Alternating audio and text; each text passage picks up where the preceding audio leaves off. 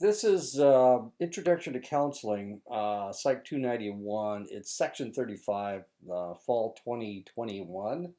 I'm Bruce Bradway. I have a PhD in psychology. I have a master's degree in counseling. I'm not there. I'm here. I'm not in Saline. I'm in Lost Nation, Iowa. This is my telephone number. If you need to get a hold of me, there's a couple different ways we could do this. I'm going to have office hours every day of the week, except for Friday, Saturday, and Sunday. Monday and Wednesday, my office hours will be 3 to 5 o'clock your time. I'm not going to tell you what it is my time. Tuesdays and Thursdays, it's office hours are 8 to 10.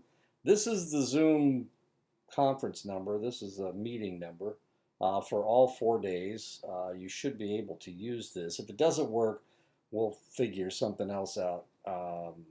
Normally it works. Sometimes Zoom goes down. Sometimes the internet goes down. You just never know what's going to happen. But this is a way to get a hold of me. If that doesn't work, you can call me on my cell phone, and that's my cell phone number.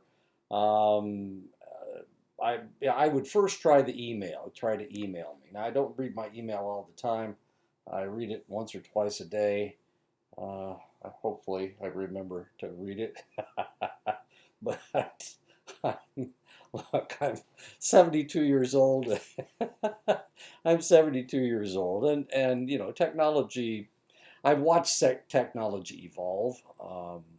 When I was in college, when I was an undergraduate in college from 1967 to 1971, computers were the size of a table, and they used punch cards. So yeah, computers are great things, but they're not the end all and be all.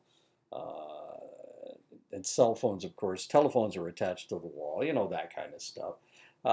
So I'm not as attached to my technology as some people are, and it irritates some people, and I apologize for that. But look, like I said, I'm 72 years old, and I've lived through a lot of stuff, and cell phones aren't the most important thing in my life, nor is the computer. But I will read my email from time to time. Let's talk about what it is that you need to do in order to pass this class. This is the textbook. It's a really good textbook. The one thing that I need to tell you about this textbook is that it teaches you a fairly generic way of counseling. If you decide to become a psychologist and want to be a counselor, potentially you'll go someplace where they teach you a specific style using a specific theory. This is like I said, this is fairly generic. I have worked in both social work and psychology, and I learned the Rogerian therapy using Egan's model, which is very similar to this. But I've also taught a generic form of counseling that was based on what the social work wants you to do. And this is very close to that, okay? I didn't select this textbook, but I find it a very good textbook. I wouldn't change it at this point. It's a good textbook. Now this is what you need to do. There, we're going to go through the chapters in about 10 weeks, and then we're going to start counseling. The counseling is going to have to be online. It will be difficult for you to meet your fellow students. So we're going to do everything online, and that means any way that you can do it on your telephone, do it on your computer with Zoom or Duo or what's the other one, Skype. If you have a Skype, you can email back and forth. Anyway, what we're going to do is have 10 counseling sessions. So get to know the other people in the class, so that you can. I'm not going to assign who counsels who, but I'm going to let you volunteer. Sometimes you'll be able to counsel people for a number of counseling sessions. But you have to have 10 counseling sessions in. And we're going to talk about counseling online and how it's a very viable, it was a viable way of counseling before before COVID. Now that COVID has hit, it has become so much more important. So we'll talk about that later on in the semester. So you'll have 10 counseling sessions that you'll want. Now, how in the world are we going to do this? Most of you don't have any problems. What we're going to do is we're going to create characters, and we're going to create fictional biographies. And if you go on the website, I have biography forms that you can fill out for your character. Now, there's got to be rules to this. The reality is, I don't want you counseling. If I'm depressed, I don't want me to tell you that I'm depressed and that's going to be my problem. That can't happen. There's too much too great a possibility that you'll have a relapse and that you'll actually start having that problem. That and the fact that the people that will be counseling you aren't professional counselors, and that is practicing without a license. So what we have to do is we have to create fictional characters who have no problems that we have and no problems that we're close to. So if you come from a family with where Uncle Joe was an alcoholic and your grandfather was an alcoholic, then you can't use that. You've got to pick something else. You've got to pick another problem. You need to pick a problem that you've never had and nobody around you has ever had. And that's the rules of your fictional biography. Now, I expect you to do your fictional biography fairly quickly. You need to also come up with a fictional name. Um, you don't want to be counseling somebody that has the same name you do. That might get too close to home, despite the fact that that person with your same name doesn't have a problem that you have ever had because you've never had a problem. Okay. So that's one of the things that you need to do is create a fictional biography, and I'll give you points for that. That's not the easiest thing in the world. It's something that you need to think about. Um, then what I want you to do is write a library paper on that problem that you have created for this person. And the reason I want you to write the library paper is because I need you to know how to act when the person starts counseling you. Um, Okay, so the paper's worth 100 points. The fictional biography is worth 100 points. The 10 counseling sessions, 10 points apiece. That's worth 100 points.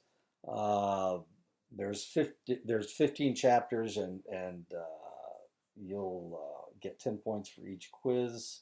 I think each quiz is only 10 questions. And that adds up to 500 points. So that's what you're aiming for. You need around 500 points to get an A in this class. Some of these are gimme points. Usually the counseling sessions, well, don't let me say that. You'll need to take notes while you're doing your counseling sessions, and then you will take your notes and you will put them on the discussion website underneath your client's name, and then I will know that you did the counseling. Okay, and there are also discussion questions, the discussion questions. None of this is busy work. This is all trying to get you to understand who you are and whether you actually want to do this. And I will say this over and over and over again. Some people cannot be counselors. I had a colleague once upon a time who wanted to be a counselor, thought that she could help everybody, got into a counseling program and discovered that she had so many problems from her past that going through the program was really bothering her. So she had to drop out of the counseling program, and she had to start counseling of her own. And she was in counseling for 18 months, uh, trying to help herself. She really had a problem. And the interesting thing was, and here I'm bragging, But I told her before she started the program that I thought that I didn't think that she would could handle it. And of course, me saying that made her want to get through the program even more. Of course, just because she wanted to make me eat crow didn't allow her to get through the program, and she had to drop out, and it really caused her a lot of trauma. What's my point? My point is that not everybody can be a counselor. I'm not a practicing counselor at this point. I would have to go back to school in order to get my license. I don't have a license. Not everybody can do this.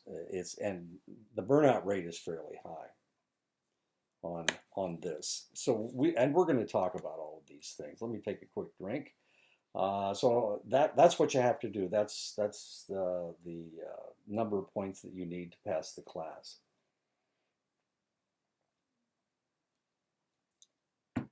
I don't believe in busy work. There's a reason why ask you the questions that I ask you.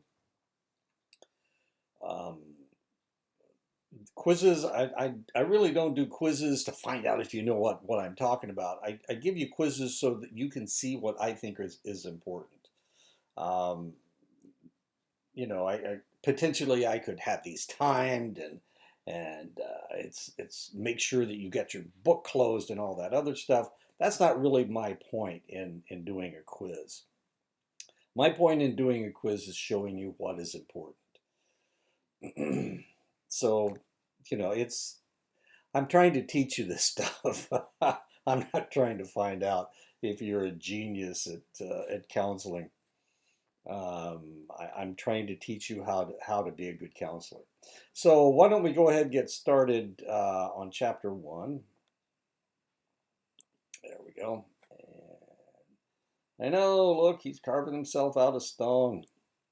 The first chapter is about the fact that you need to understand who you are. You need self-understanding, and of course, this is one of the problems that my colleague had, the one that needed counseling after trying to be a counselor herself. Um, and the reason I told her that she might have problems is because she didn't really understand herself. She hadn't dealt with trauma that had happened to her in her past. And you need to recognize this. Let me give you an example. One of the reasons I went into psychology is because my first wife left me, and she left me with the kids. She abandoned her children.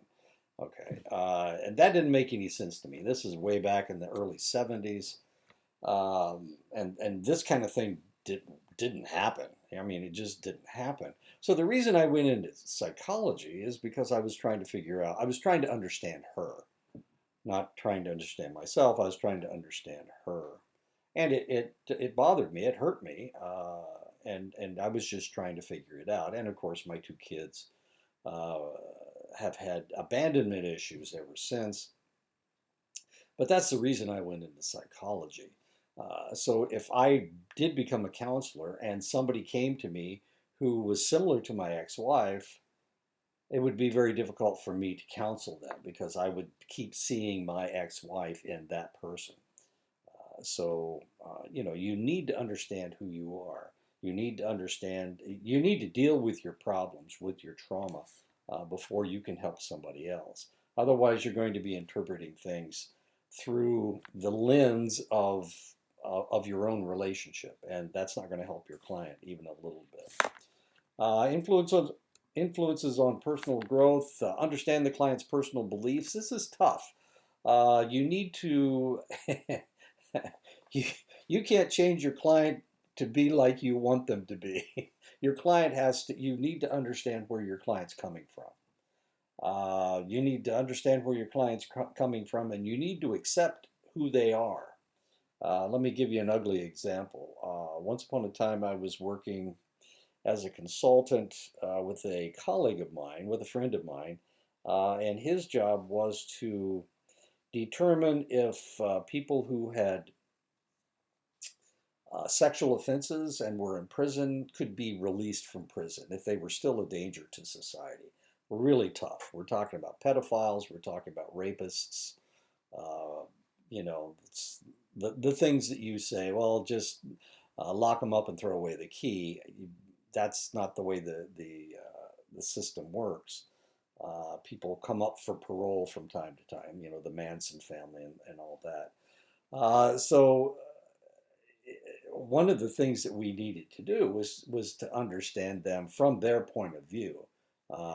Their sexual orientation, if they were a homosexual rapist, uh, or whatever, or if they were a pedophile. We needed to understand them from their point of view, but of course also needed to see them from the point of view that we needed to protect society. It was tough. It was really tough, let me tell you. And we had dozens and dozens of cases. This was in Ohio. Um, so we need to understand their personal beliefs. This will be influenced by different aspects of the client's culture, how closely do they adhere to the culture in which they grew up.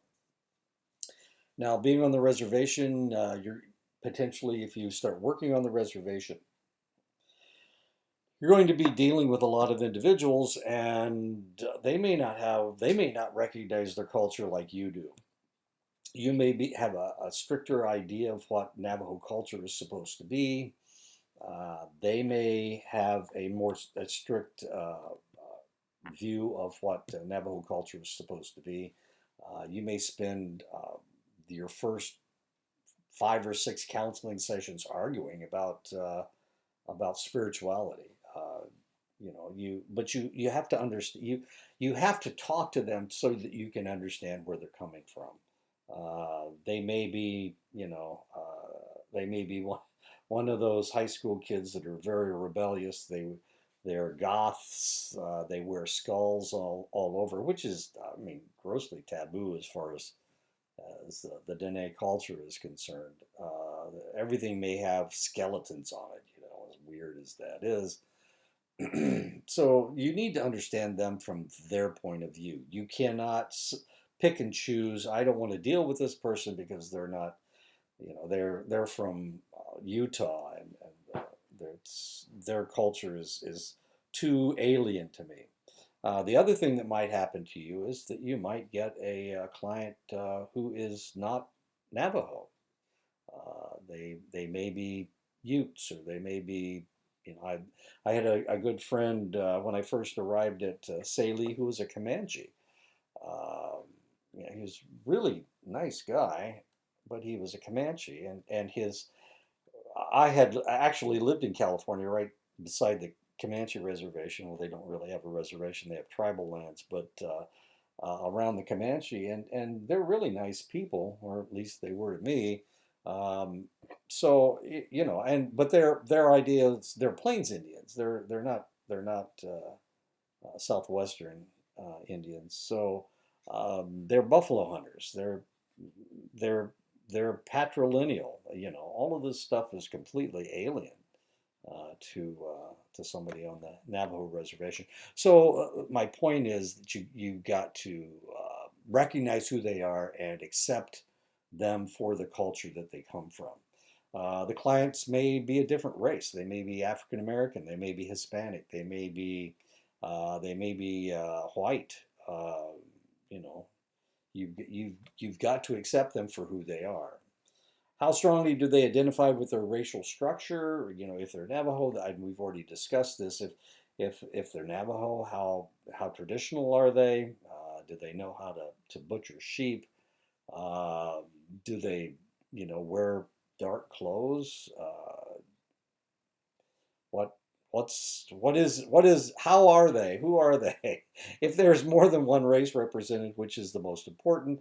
So we get mixed race people all the time. I used to think that I was a mixed race person. My family had well, potentially we had African Americans in our family since that was what we were told, but. Um, I had my DNA checked, and I don't have any African ancestry, so that's not really true. We also thought possibly we had Indian ancestry, or American Indian ancestry, but we don't. So these are all things that people need to look at, need to understand. But there are people that are, their mother is white and their father is native, or vice versa. So which is the most important to them? Which culture did they grow up in? If there's more than one, is the multi-racial aspect a factor? Or, how do they feel about themselves?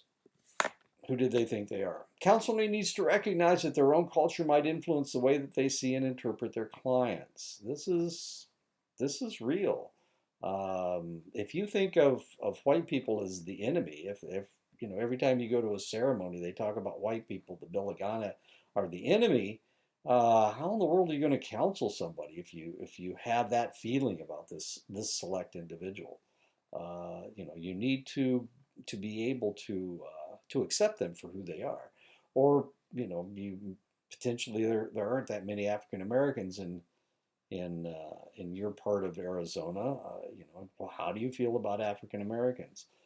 This was kind of a difficult situation in Montana. There are hardly any African Americans in Montana, and when I was talking about this, we got into a conversation about African Americans, and they had this really skewed idea about how African Americans acted and whatnot.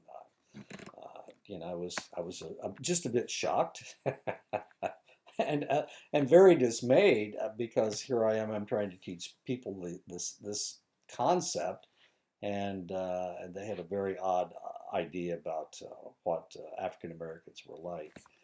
A counselor needs to recognize that their racial background might influence the way that they see others, especially if those others are from another race.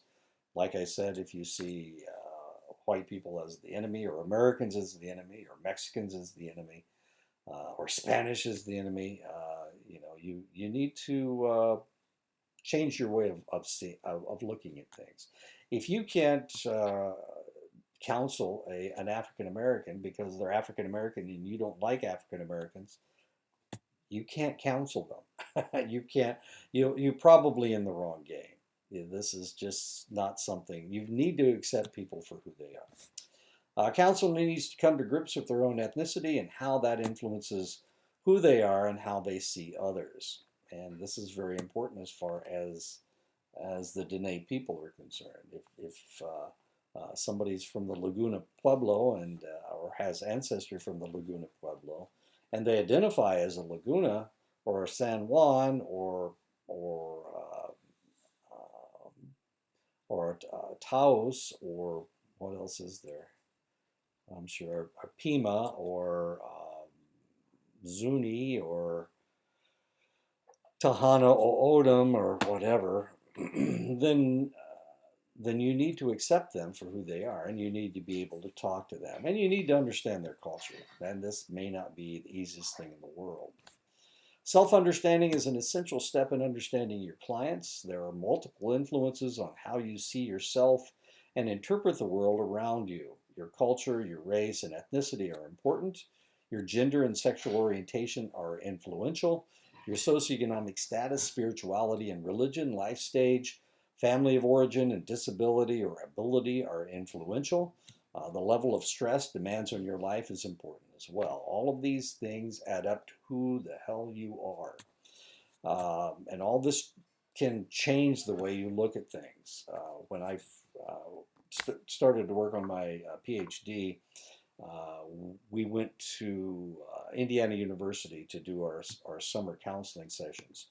And one of the group of counselors were lesbian counselors, and they only wanted to they wanted to help the people that were like them, and it was tough for them because they had created this atmosphere of accepting uh, this sexual orientation and rejecting everything else.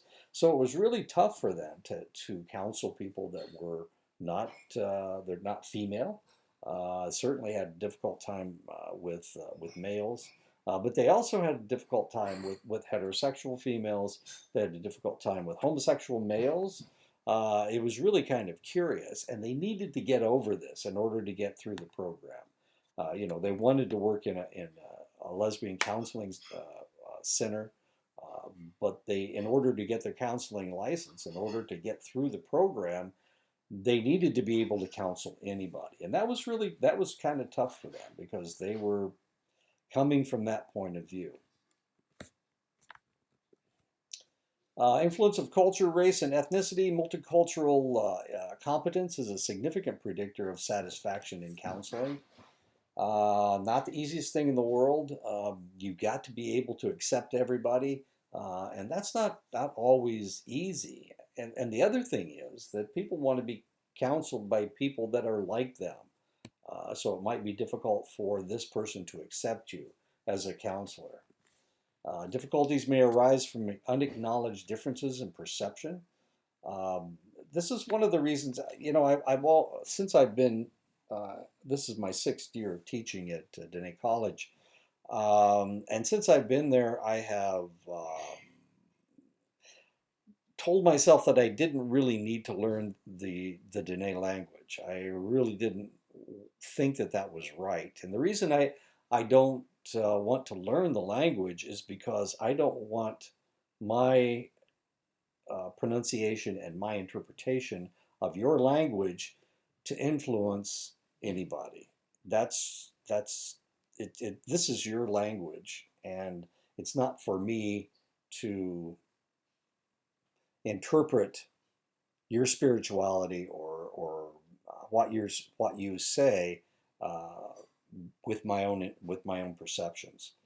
That's why I don't do it, and that's why I don't think I think you should let other people learn your language. I mean, it's fine to learn the language as long as they don't try to change the way things go together.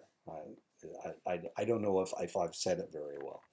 You can argue with me if you like. I don't think it's a good idea because you don't want me telling you what your language says. You need to know that yourself, not me. It is critical to examine beliefs, assumptions, and biases. It is equally important to understand a culture's influence on on their clients, on your clients. Uh, how did we learn about other cultures? We read about other races and cultures and ethnicities. Before I came to the Navajo Nation, one of the things I did was read all the mystery stories of Tony Hillerman, and it gave me an idea of what I might potentially run into. And actually, it's fairly accurate. It was actually pretty good. I know people don't like the idea that some white guy is telling them what they're like. He is very positive about anything that has to do with the Dene culture. I thought he was anyway. And they always solved the mystery, and sometimes they found the bad guy and let him go. So I mean, it was really kind of curious. Um, I- so I read that. What else did I read? I read as much as I could find. Since then, I've read Navajo history uh, from several points of view. But that's the way you find out about a culture is you read about it. And that will give you an idea. Not that it's absolute. A lot of individuals who write about different cultures don't have that much information about those cultures. I had a colleague that was a sociologist, and from here in Iowa, and there's one in the middle of the state. There are the Meskwaki Indians. It's the Fox tribe, and he would go and he would live on the in their they don't have a reservation. Their tribal lands. he would go and he'd live there for a couple of weeks every summer, and then he wrote this, his interpretation of what was going on. And of course, he's speaking in absolutes. But and everybody just laughed at him. And I told him, look, you need to live someplace for an extended length of time before you even begin to understand who these people are. The fact that they are different from you. I mean, you're writing up all this stuff, and it's mostly what you've been told. Uh, but it's, unless you immerse yourself in a culture, you really don't understand it. Uh, so it was kind of interesting. We recognize the strengths and weaknesses of dominant and minority racial groups by developing meaningful relationships with people from various racial and cultural groups. We can gain a different perspective on all people. So you need to be able to talk to people from different races, to meet them on an equal basis. By developing relationships with colleagues and mentors who are willing to discuss cultural and racial issues. Not the easiest thing in the world to find, especially if you're dealing with a minority culture. A lot of times they don't want to talk about it. This is too painful, and you're not going to understand anyway. You're going to see everything from your point of view, and you're just not going to understand. So sometimes you can't get people to talk. Now, I've been lucky. In my life. I've had a lot of friends who were not white, and because of that, and because of my way of dealing with people, I've been able to get people to tell me how they feel. Watching films about other races, I don't know what that's all about. Participating in cultural activities or visiting other countries. Um, there you go. This is the Hindu something or other. Intercollegiate E Plus Club Challenge. I'm not sure what's going on here, but it's obviously Hindu religion. Uh, Culture has a strong influence on the roles that many people see as appropriate. Proper behavior of children toward parents, level of independence and autonomy of children, patterns of communication between parents and children, family boundaries and responsibilities, expression of emotions. All of these things may be different from one culture to the next. Why does that thing keep popping up? Whoops. Okay. Influence of culture and race. Cultural values can influence feelings about work. Cultural values can influence feelings about education. This has come up recently. I guess I asked a question that dealt with this, and some people were telling me that because of the boarding schools and all the negative, being forced to go to boarding schools back in the let's see, they started in 1875, I think, and they ended in the 1950s, 1960s, depending on the area. Uh, when you're forced to become educated in that way, then you can get a really negative idea about what education is all about. Instead of teaching you something, that it's using propaganda to try to influence you, to get you to adapt to another culture. And this, for some individuals, this education is negative, can be negative. Um, if you can imagine being African American and with Jim Crow laws in the South, and different history. Well, history. That is so controversial. Uh, what is accurate and what is inaccurate? I find one of my good friends is Maurice Begay, and we talk about history all the time. But one of the books he teaches out of is Zen. Uh, he has an alternative way of seeing history. It's fascinating stuff. So where whereas the history books used to talk about manifest destiny and all the land was open and somebody needed to take over. Zen sees it as stealing and buying, paying rock bottom prices for things, and genocide, and that is reality of history. It is not the same for everybody. Cultural values can influence feelings about healthcare. This is a big argument on the reservation. Do you go to IHS to if you've got a problem, or do you go see a healer? Uh,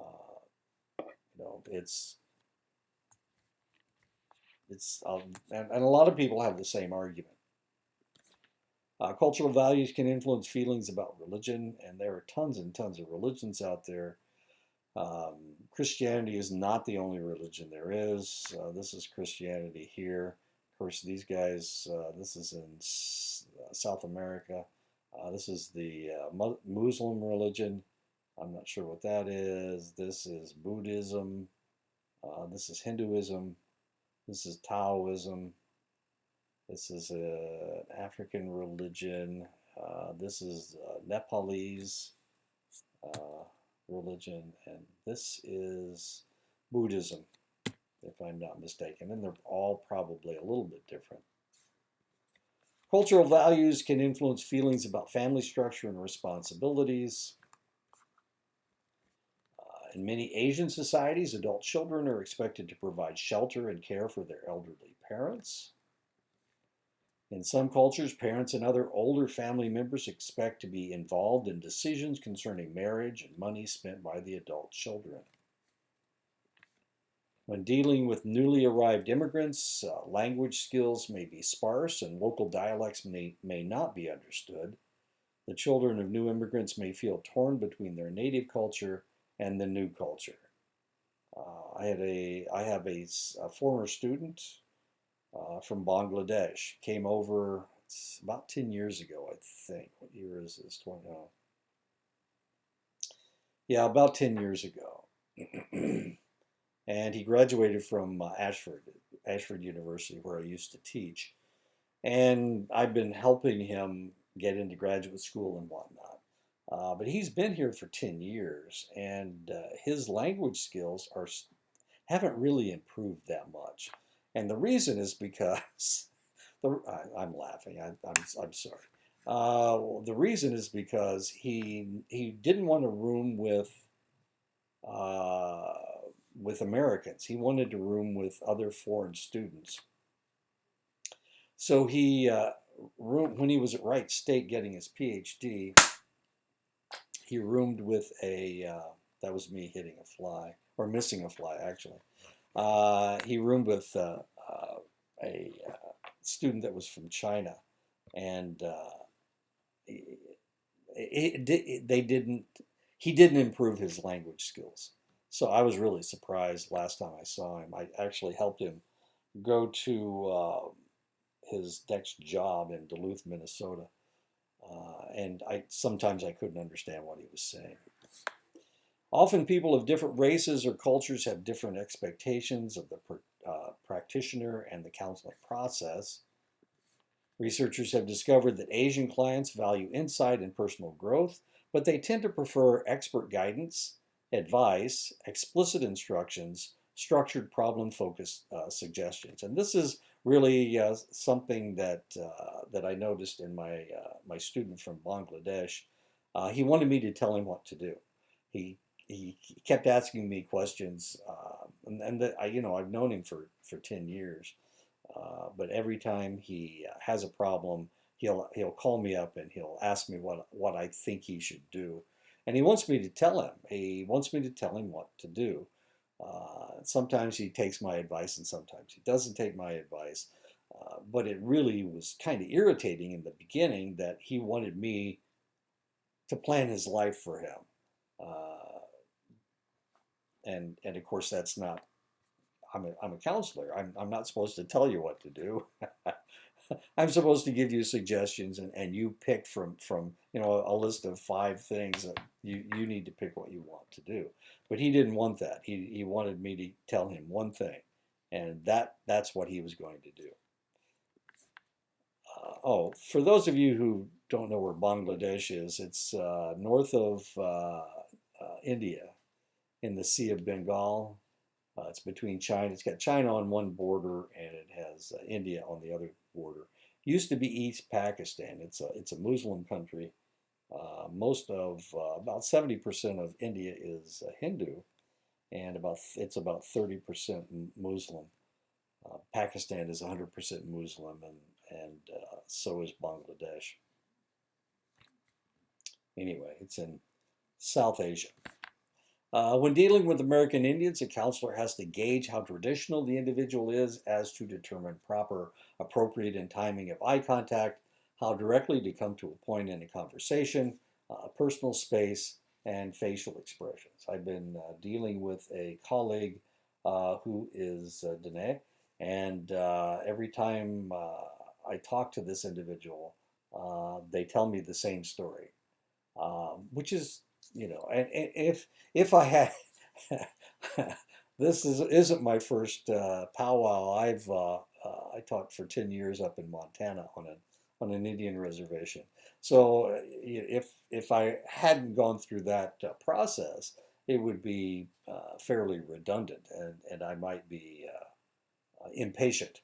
But because I've been on reservations a lot, it doesn't bother me nearly as much. How directly do you come to a point in a conversation? That's an interesting question.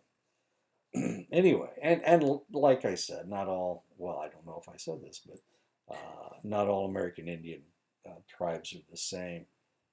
So if you're dealing with somebody from the Northern Plains, there are buffalo hunters up there. They'll act one way. If you're dealing with the mountain tribes in Washington or western Montana, then they're going to be different.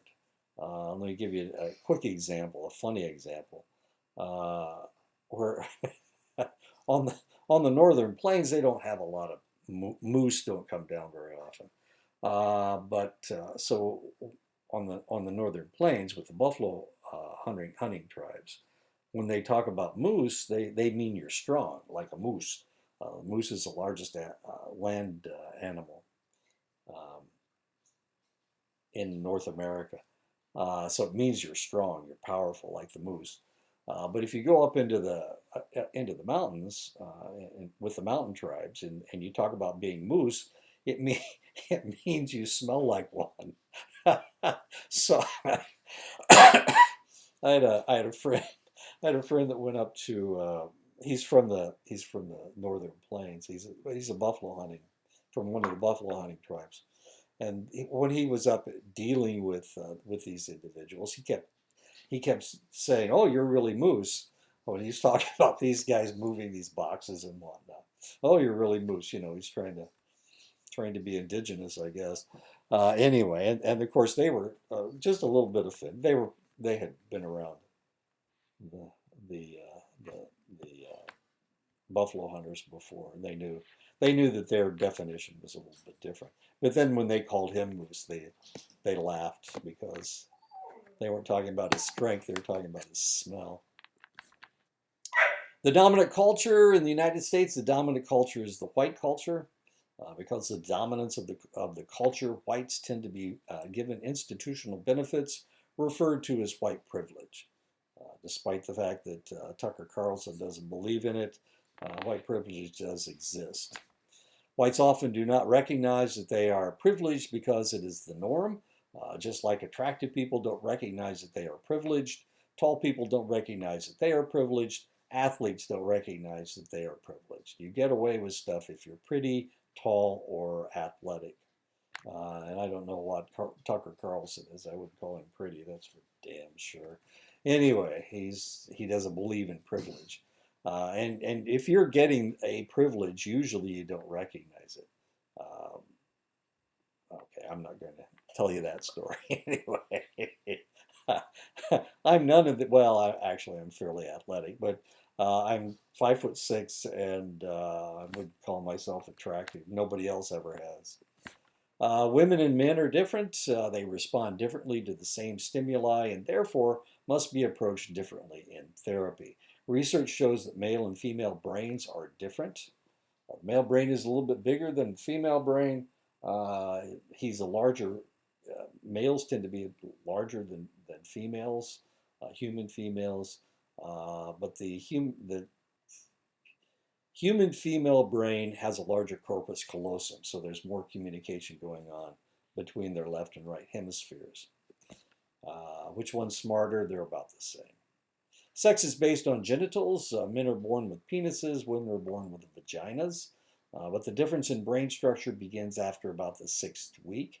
At that point, the male fetal brain is bathed in testosterone, and the female brain is not. But sex isn't always the final word on gender. Gender is the social assignments of how males and females are supposed to act. Behavior is often based on gender stereotypes. And of course, every culture has their own stereotypes. Influence of gender. Gender stereotypes prescribe how a person should respond to life. Unfortunately, social construction of gender continues throughout our lives. Gender bias comes through the use of unexamined stereotypes. The good counselor will ignore stereotypes and allow their client to express feelings freely and tell them who they are and how they act, not assume that just because somebody is a male or a female that they act this way. Some people do not agree with the sex that they are assigned by genetics. These individuals are referred to as transgender. If they have sex reassignment surgery, they become transsexual. And this is a transsexual male, I think. Oh, great. I think they were born a female and now they're a male, if I'm not mistaken. Transgender and transsexualism has nothing to do with sexual orientation. Sexual orientation is the direction or directions of one's sexual, affectionate, or loving attention. Embedded in sexual orientation are societal beliefs, stereotypes, and views about sexual expression. Coming out for homosexuals is complicated, but has been made easier by legalization of homosexual unions. Practitioners are not immune to heterosexism. And of course, this is huge right now in the United States. Um, there are select places where you can't use, where you're not supposed to use pronouns because it assigns somebody as male or female. Like it says here, uh, just because you are transsexual, or wait a minute, just because you're transgender or transsexual has nothing to do with your sexual orientation. So here we have a male.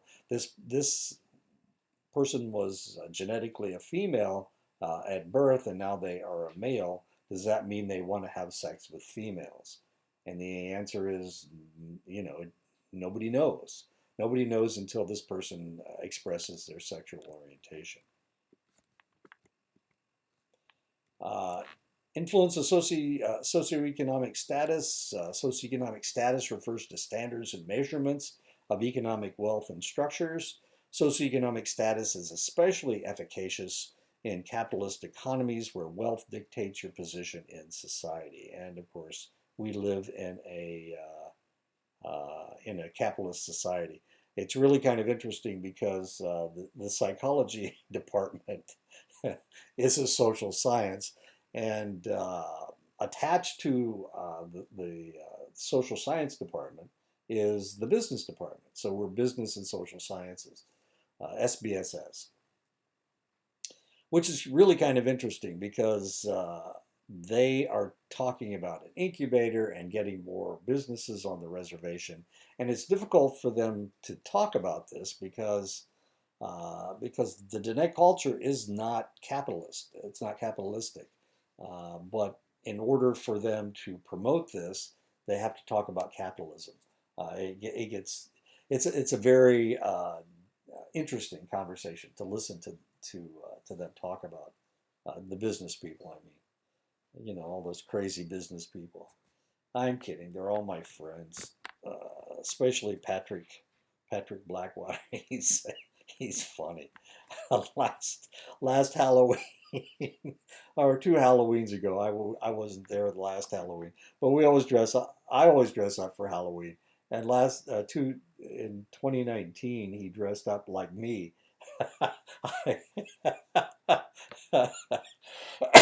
It was funny. And of course, I tease him and tell him we're twin brothers. So, yeah, like I look like Patrick. Socioeconomic status is based on several measurements: your income, your occupation, and your education. Socioeconomic status influences many aspects of your life. Quality of health care, obesity is tied to socioeconomic status, educational possibilities, neighborhoods that you can afford, childcare. I was talking to my grandson plays on a soccer team, and one of the people on his soccer team, she's a lawyer, and he owns a insect control company. Anyway, they're pretty wealthy, and my grandson went over to their house for a play date, and they took him to the country club, which wow. I don't belong to the country club, and my daughter is a teacher. She certainly doesn't belong to the country club. It was a taste of a different socioeconomic status and a different culture. Yeah, let's hope he doesn't get blinded by it. Anyway, the neighborhoods that you can afford, and they live in a huge mansion. You could put my daughter's house probably in their garage. Uh, so they have lots of cars, lots of trucks. Whatever they want, they buy because they have all the money in the world. Lots of money. It is important for practitioners to understand the invisible but powerful impact of socioeconomic status.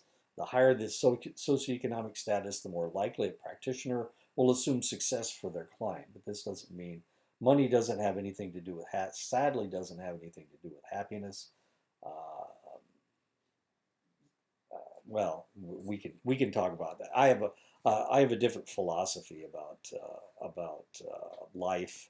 I think that people are looking to struggle. They need to struggle, and that's how they find happiness is by doing something important. Anyway, that's my own philosophy, and a lot of people don't adhere to that. The influence of spirituality and religion for many clients, spiritual and religious beliefs and training are key to their existence. A wise practitioner will not question a client's spiritual or religious training. A lot of times they started their religious training as children, so it isn't something that you can logically discuss because they accept it whole hog. They accept it completely, and they accept it with a child's mind, so they don't even question in any of the aspects of their spirituality or religion. That's just the way it is. So you just can't argue with them. You shouldn't even try. This is one of the things that you probably can touch on if this is causing a problem, but certainly don't argue with their spirituality. Religion involves communal behaviors. Spirituality can be understood as an individual's relationship to God or any ultimate power. These individuals are Shia, and Shia at a certain point in certain day they celebrate the fact, or it's not really a celebration. They flagellate themselves. They beat themselves with whips, and they they cut themselves in order to uh, reflect their Muhammad. It's not Muhammad, but it's Muhammad's brother, uh, his half brother, who was supposed to take over the Muslim religion, but he was assassinated in the desert. And it's the day he was assassinated. That's what they're doing. They're flagellating themselves, they're prostrating themselves, showing their adherence to this idea, this Shia law. The other major group of Muslims are the Sunni. There's the Sufi and there's the Yazidi, and there's lots of different groups, but this is the Shia. Some religions are totalitarian in nature or don't accept any other religious concept as legitimate but their own. Other religions are pluralists in nature and accept many practices as legitimate. And usually that's the way Christianity works. It accepts other religions as long as it's a Christian religion. So Protestants accept Catholics, Catholics accept Protestants. There's another group out there that a lot of people don't understand. It's the Orthodox, Christian Orthodox, Greek Orthodox, and Russian Orthodox. And that's what this guy is. He's an Orthodox minister. This guy's Jewish, and this guy is Muslim. But, it really all depends on the religion as to whether they accept other people as legitimate. Other religions as legitimate. A practitioner must be aware that their own spirituality or religion might taint their view of a client. And I was talking to somebody the other day about this. I was talking to actually Professor Barber about this. And whether somebody who's really traditional can deal with somebody who's not traditional, or somebody who's a Christian, or any other religion, and can they deal with a client that does not adhere to the Dene traditionalism the way that they do? Are they going to try to force people to be as traditional as they are? And that was the conversation. It was really kind of fascinating. We didn't come up with a decision. A practitioner must accept a client within the client's religious context, and that is the essence of what we're talking about. You need to accept your client from where they are. It needs to be their own context. You're not here to proselytize or change people. You are here to help this person from where they are. So you're trying to help them be who they are, be a healed person of who they are. As we age, we change, going from an infant to a toddler, to a child, to an adolescent, to a young adult, and then declining as an adult until we are no longer functional and we die. That's just the way the world works. I'm still fairly functional, despite the fact I'm of advanced age. I'm doing okay. You can tell me if I'm not. I'm no longer any of these things. I am an adult and I am declining. Sometimes I don't remember things, and like I said, I don't really adhere to. I don't really adhere to technology like a lot of millennials or whatever.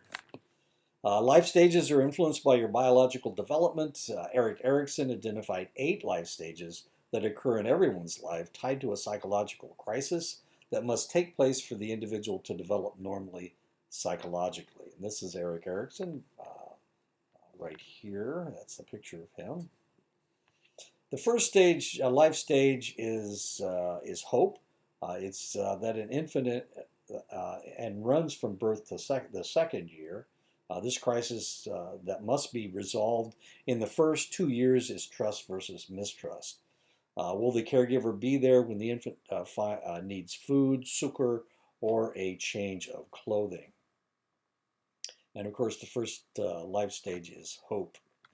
The second life stage is will. It begins with a potty training somewhere in the second year and runs until the child is completely potty trained. The crisis involved in the second stage is autonomy versus shame and doubt. The third life stage, purpose, runs until the child starts school at age 5. The crisis that the preschooler goes through is initiative versus guilt. Has the child been allowed to express their desire to discover the world on their own, or are they controlled? And if they are too controlled and they can't strike out on their own, they develop guilt.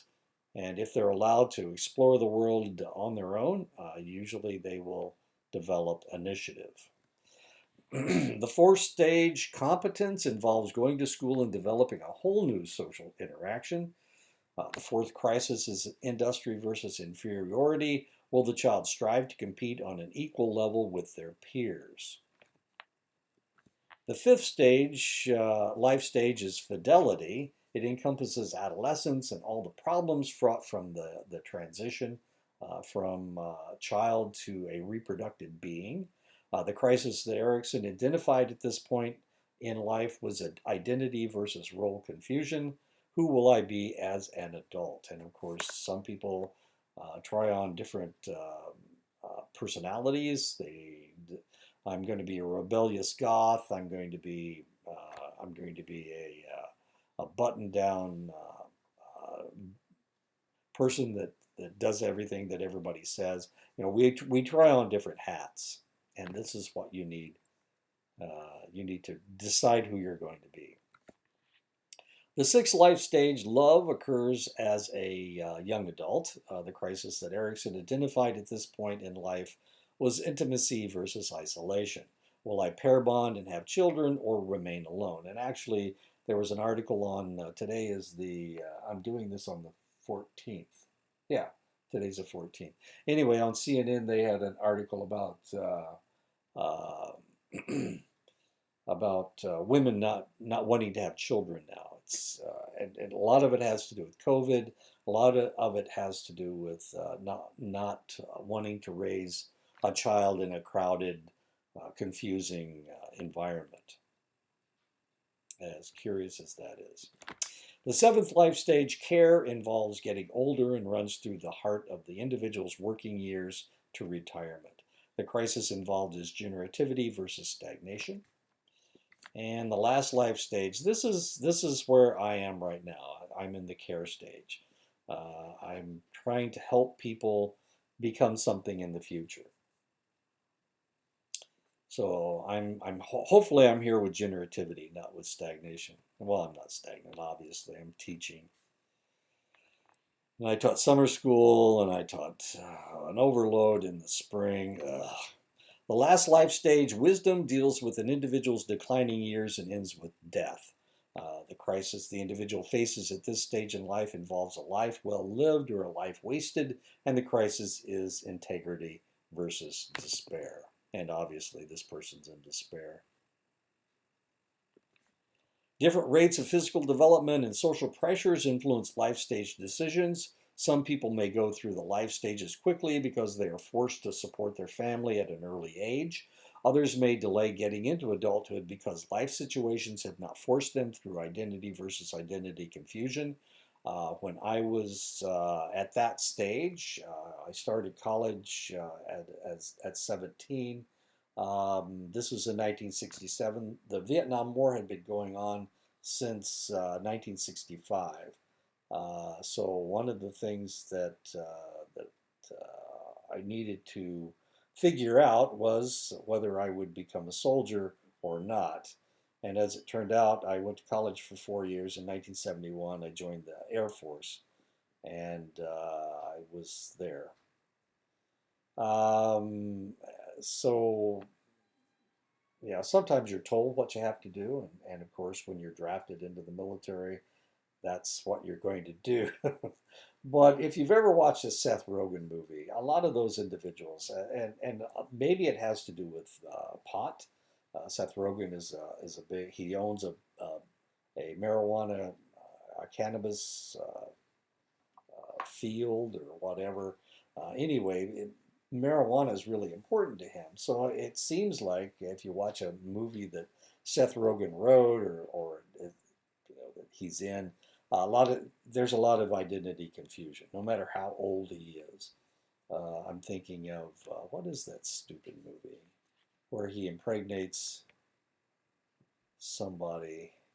They just have a one night stand and she gets pregnant, and he has to decide what he's going to do. And of course, he has no job, and all of his friends are deadheads. Anyway, that's identity confusion. They're not moving anyplace. They're not going anywhere. And a lot of times, volition is one of the problems with marijuana is the fact it takes away your desire to do things. So you sit around and do nothing. And that's okay because the marijuana makes you not think about those things. Anyway, oddly, during adolescence, everyone wants to fit in, but adulthood means establishing your own identity. And this is one of the differences between high school. Everybody wants to be popular in high school. Everybody wants to get along with everybody else. But then when you go become old enough, after you graduate from high school, you really need to strike out on your own and be your own person. You can't follow the crowd anymore because the crowd has dissipated. So you have to figure out who you are. Practitioners help clients deal with challenges of life stages. Not everyone passes through or is allowed to pass through the life stages at the same rate. Some people are assisted through the life stages. I have no idea why I put this picture up here, but it has to do with two men grappling to see who gets to reproduce with the young lady, I'm guessing. It looks more Freudian than Ericksonian. Influence of family of origin, family influence, or our family influences our worldview. What we are told as children will temper the way that we deal with people outside of the family all of our lives. Even the concept of family may be skewed by those who we grow up with. I grew up in a fairly strong family. We were kind of isolated, not because of where we were, but because we didn't go to church and everybody around us went to church. So people kind of stayed away from us. So we had to gain strength within ourselves. We all became liberal. We are, here I am teaching on the Navajo reservation. My sister was a lawyer. We are all fairly liberal, except my youngest brother is very, very conservative. And we were all in the military. All the males were in the military. This is during Vietnam. Understanding how we have been affected by our own family helps us recognize these experiences as personal and not assume the same meanings and experiences are true for others. One person may have had no support from their parents. Another individual might recognize cousins or someone or anyone similar as brothers and sisters, as it is on the Navajo Nation. Influence of family of origin. There are a number of groups of people who are referred to as family. Amongst the traditional Dene, clans dictate family and extended relationships. I don't know why I spelled it that way, but I'm not going to change it right now. Developmental stages for families are influenced by culture and religious and spiritual beliefs, socioeconomic status, etc. As families develop in time, changes in any of these statuses can cause changes in the family dynamic. Family has changed in recent decades. Divorce was once a social stigma, but now many people have multiple marriages and thus multiple families. Blended families have become the norm. This isn't something that has happened to me, but I've been married 3 times. I've been divorced twice, obviously. Well, I could be divorced 3 times, I guess. But I've been married 3 times and I've been divorced twice. But I don't have a blended family because I never married anyone who had other children from someone else, and we didn't have any children. Disability and ability. Disabilities are a fact of life. With every ability we tout, there are those, including us, who may lack that ability. I can remember lots of things that I have a hard time remembering, especially the lyrics of songs. It's certainly not a disability, but I do have a problem remembering lyrics of songs. So don't ask me to sing Kumbaya. I was teasing Jeremiah the other day, or Professor Barber the other day, about singing Kumbaya, and I couldn't do it. Disabilities come in all shapes and sizes. Some make life a struggle, while others, like my lyrics phobia, have very little impact at all. It is estimated that 20% of people in the United States will experience a serious disability in their lifetime, and that certainly does not include my lyrics phobia. Developmental disabilities are severe and chronic. They are due to mental or physical impairment. They manifest themselves before the age of 22. They are likely to continue indefinitely. They result in substantial functional limitations. They represent services and support for survival. In the past, many people with disabilities were isolated from the mainstream community. However, through legislation, people with disabilities are now afforded the opportunity to live lives as close to that of a non-disabled person as possible. There are legal protections for those with disabilities. One of them is the Americans with Disabilities Act. Another is Individuals with Disabilities Education Act, the Civil Rights Act, Fair Housing Act, Rehabilitation Act, Affordable Health Care Choices Act. These are all legal protections for people with disabilities. Language is important when dealing with people with a disability. Words used in the past may have taken on stronger and stronger stigmas. Therefore, being politically correct when dealing with disabilities makes the stigma less intrusive. I guess it's incorrect now to refer to people as male men. Now we refer to them as male carrier. We don't refer to someone as a midget or a dwarf, but as horizontally challenged. Blind as visually challenged, fat as overweight or stout, and crippled as disabled or physically challenged. Let's use physically challenged. Okay, so there are words that are no longer acceptable to use. It is important for practitioners to take care of themselves. They must be aware of possible stressors in their private life that can impact their lives. They must maintain a sense of perspective. Are they living vicariously through their clients? And this is a question that you have to ask yourself. If you go home and you worry about this, worry about your client, um, or you want your client to succeed, it'll make you feel so much better, then potentially you're living vicariously through your client, and you can't do that. You shouldn't be living vicariously through your children. You shouldn't be living vicariously through your grandchildren. You should be proud of them, but you need to let them be their own person. The practitioner is the instrument of therapy, and unless they are cared for and in tune, they will not be able to do their job. Focusing on others and ignoring your own needs can lead to burnout. And this is really serious stuff. Burnout is increasing discouragement and emotional and physical exhaustion. Burnout is not uncommon among practitioners, especially practitioners. Building a healthy lifestyle is important and must be started immediately. Don't wait until you graduate to get into the groove of a healthy lifestyle. The sooner you start, the more routine it will become. And of course, I try to do this myself. I exercise, I lift weights twice a week. I should be running, but of course, I pretend that I'm too busy, so I can't do that. Try to eat as healthy food as possible. When a practitioner is working with a client, they will sometimes begin experiencing the emotional and physical pain of their clients. This is known as secondary traumatic stress. It is important to work on developing character strengths such as creativity, love of learning, humility, and other qualities. You need to create yourself. And that should be the end of the chapter. Okay. If I've said anything to offend anyone, I apologize. Usually it just goes right over my head. But if you tell me what I've done wrong, then maybe I can change it for the future. I know I've misspelled Dene, and I apologize. Anyway, I'll see you next week. Uh, don't drop the class. My goodness. There's a lot to do, but we can get through it, and I will help you.